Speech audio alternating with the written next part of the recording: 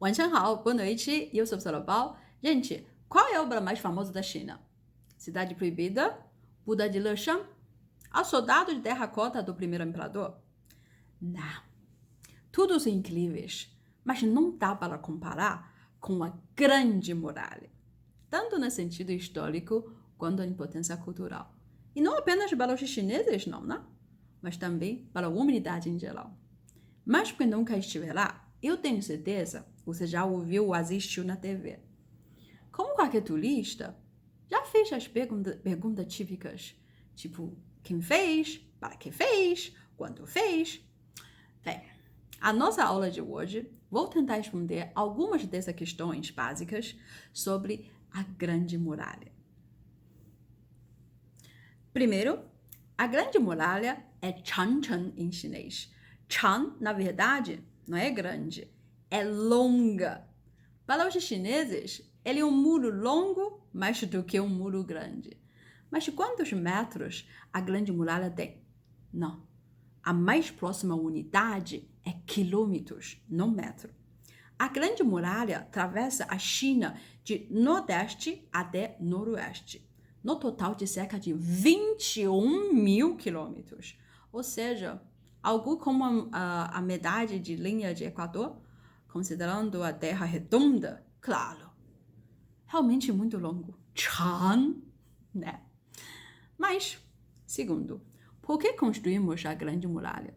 Quando as pessoas visitam a Grande Muralha, todo mundo reclama sobre cansaço, altura irregular dos degraus, das escadas. Mas, gente, essa experiência suada não foi resultado direto de falta de exercício físico de alguém, não. Realmente precisamos mesmo. Mas dificultar a passagem foi um dos objetivos da Grande Muralha. Ela não era originalmente um local de lazer, não, mas sim uma obra de defesa militar. Mas por que a quem?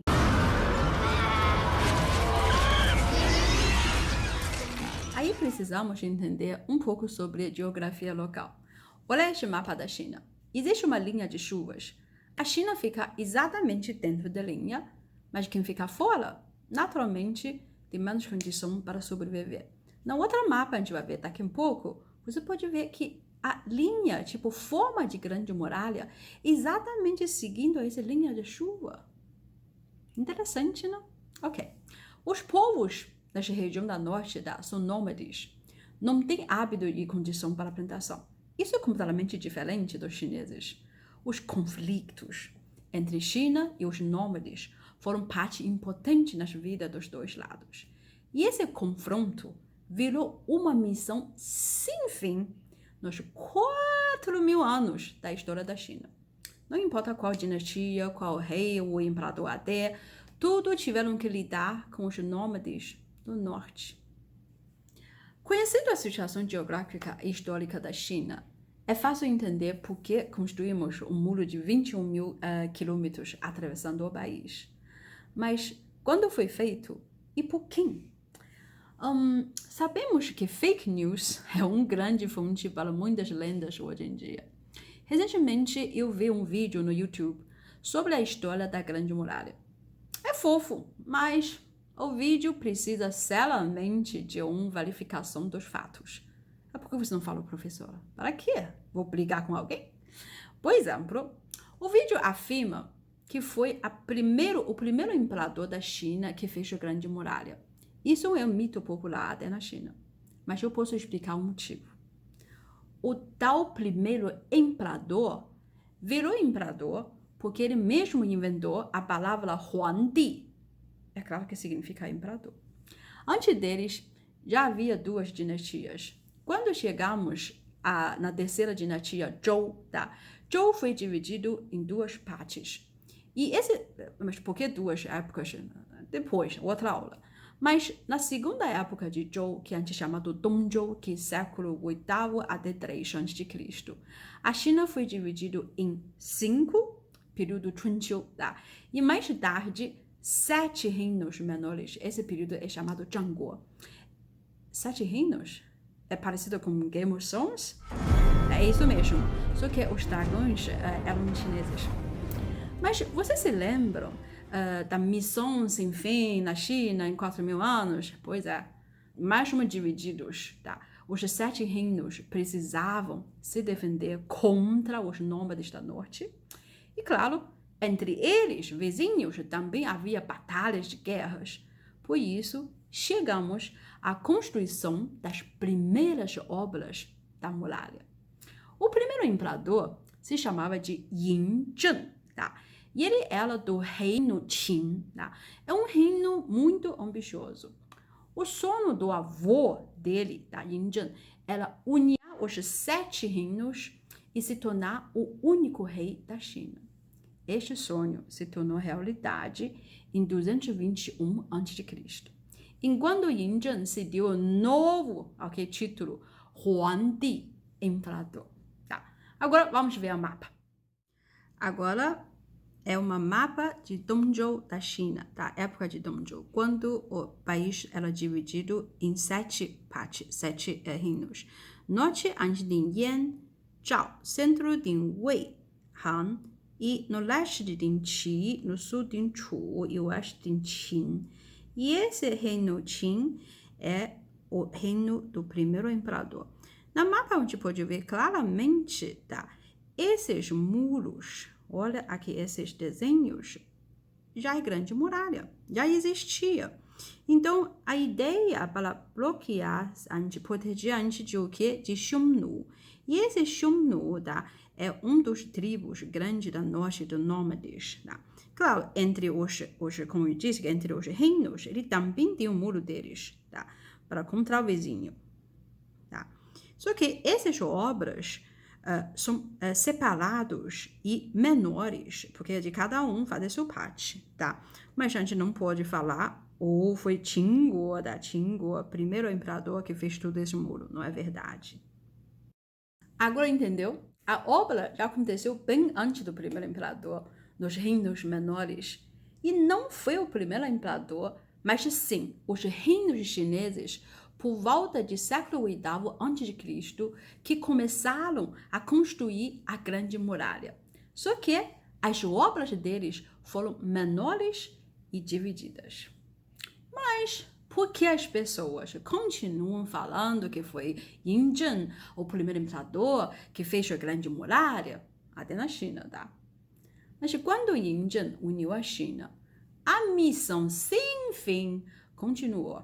E as obras de muro nos reinos separados virou uma só. Isso significa um investimento nacional enorme, no tamanho de império enorme. A partir daí, a muralha ficou realmente grande e longa, até bloquear a norte inteira. Posso falar que o primeiro imperador uniu as obras de construção da Grande Muralha pela primeira vez na China. Mas eu não posso falar que foi ele que fez a muralha. Na verdade, como eu disse no começo, a missão para se defender dos nômades nunca acabava. E várias dinastias e muitos imperadores continuaram a obra depois do primeiro imperador até o século XVII. Aqui é um mapa da China hoje em dia com grandes muralhas de todos os tempos. Então, a gente pode ver, olha, muitas linhas, tá? Talvez na China. Essa linha vermelha não é grande muralha, não, tá? Linha vermelha são fronteira entre as províncias. Tá? Grande muralha é essas linhas, assim, tá? Realmente parece um muro, não é? Isso. Aí, esses muros, depende da época, os símbolos são diferentes. Mas, basicamente, é tudo para bloquear mais em cima os nômades, tá? Hoje em dia, a Grande Muralha, a melhor parte, a melhor preservação acontece nas Grandes Muralhas, aqui é o Beijing, nas Grandes Muralhas da dinastia Ming-Chao, de século XIV ou XVII. Então, aqueles vídeos da filme, quando você vê as pessoas visitar a Grande Muralha, normalmente essa parte perto de Beijing, tá? Perto de Beijing. Então, claro, você já vê que o resto da Grande Muralha, alguns em melhor condição, tá? Alguns em menos condição, alguns ainda existia, alguns não tem muita parte sobrando. E essas partes, na verdade, maioria da Grande Muralha, eu não posso falar que Grande Muralha é uma parque nacional do atravessando China. Não, só alguma parte. Maioria da meio abandonado natureza. E significa que você pode visitar? Claro.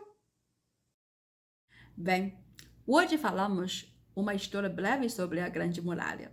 Se você prestar atenção, deve perceber que a obra de construção parou no século XVII. Embora a última dinastia Qin tinha durado até 1912, a missão sem fim foi completada? Não, falhou totalmente. Os nômades atravessaram a Grande Muralha e realmente não faz mais sentido porque há ninguém na norte, não? Mas essa não foi a primeira vez que a Grande Muralha falhou, não. Já havia acontecido no século XII também. Acho que isso pode ser um bom exemplo para aqueles que continuam fazendo muro no século XXI. Os chineses já experimentaram 4.000 anos atrás, gente. Não funciona, ok? Tá bom. Mais dúvidas, sugestões, todos são bem-vindos. Eu sou a professora Pau. Até a próxima. 再见.